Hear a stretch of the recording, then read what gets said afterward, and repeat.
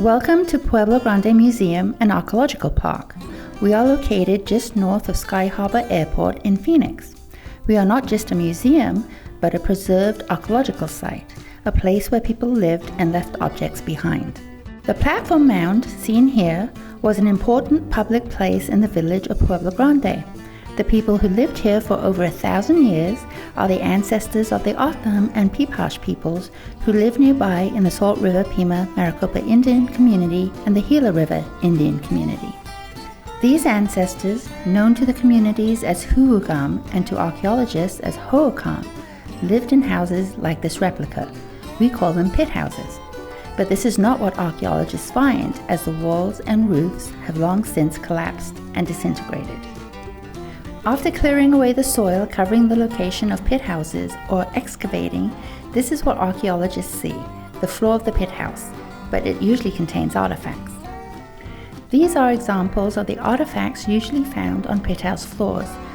Today, we are going to put the artifacts back onto the floor where they were originally found. This is a way to learn about how people lived in the past by studying the shelters they lived in and the objects that they used. Hi, I'm Laura, and this is Jerry and Jenny, and we're here at the museum today. We're going to show you what archaeologists do.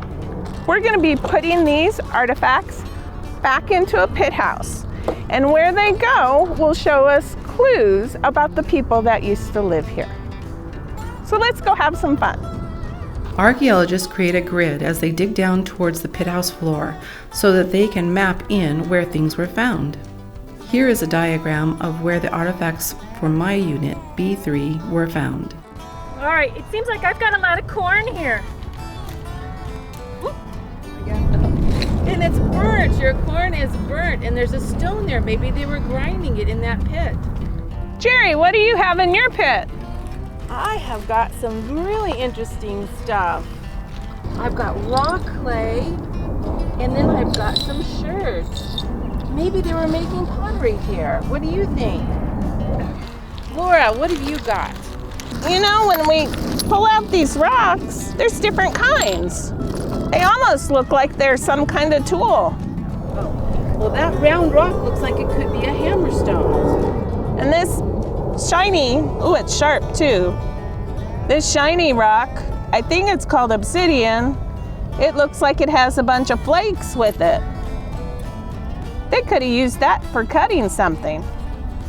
You know, I wonder what else would be in these other units, what kind of clues they would give us, and what inferences we could make about how things were used. It's all about context. That pretty much tells us the story.